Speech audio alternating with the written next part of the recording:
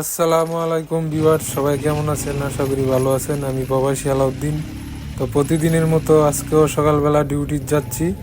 সকালবেলা ঘুম থেকে উঠে ডিউটি যাইতে মন চায় না ভাই। শীতের মধ্যে ঘুমের তো উঠতে মন চায় না। উঠমুট মুকইয়া হ্যাঁ ডিউটির টাইম হয়ে জায়গা দেরিং।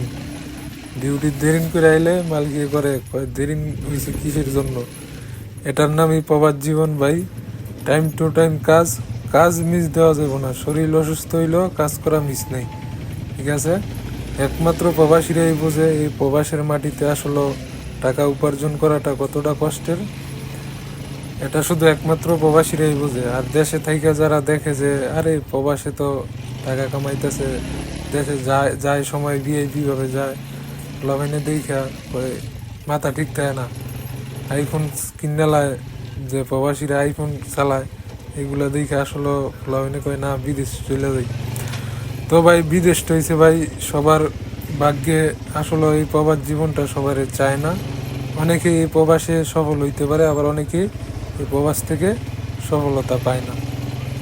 এই প্রবাসে সফলতা পেতে হলে ভাই ধৈর্য ধরতে হবে, ইনকাম করতে হবে, কষ্ট হইলেও পরিশ্রম করতে হবে। আপনি বারবার যদি কোম্পানি চেঞ্জ করেন, জায়গা চেঞ্জ করেন, তাহলে কিন্তু ভাই হবে না। যেখানেই কাজ করেন ধৈর্য ধরে কাজ করতে হবে। যদি আল্লাহ চায়, আল্লাহ সহায় হয়, তাহলে আপনি একদিন না একদিন মানে এই প্রবাস থেকে সফল হতে পারবেন। তো এটাই। আর যারা প্রবাসে আসবেন ভালো করে জেনে শুনে আসবেন, ভালো কোম্পানি ভালো বিষয় দেখে আসবেন। কারণ এখন মিডিল ইস্টে কোনো জায়গায় সুযোগ সুবিধা বেশি একটা ভালো না। তারপরও দেশে থেকে কি করার আছে, দেশে থেকেও মানুষ কিছু করতে পারে না। তার জন্য এই প্রবাস জীবনটা বেছে নেয়।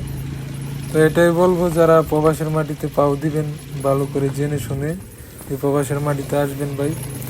কারণ এই প্রবাসের মাটিতে 4-5 লাখ টাকা খরচ করে এসে আপনি যদি ভালো মাসে 20-30 হাজার বা 40 হাজার টাকা ইনকাম না করতে পারেন, দেশ থেকে রেন্ট টেন করে আইন, রেন্ট দিতে না পারেন, তাহলে ভাই আসলে এরকম প্রবাসে আইসা এই কষ্টটা, এরকম অবস্থায় যারা পড়ছে তারাই বলতে পারে যে আসলে কতটা কষ্ট, ঠিক আছে?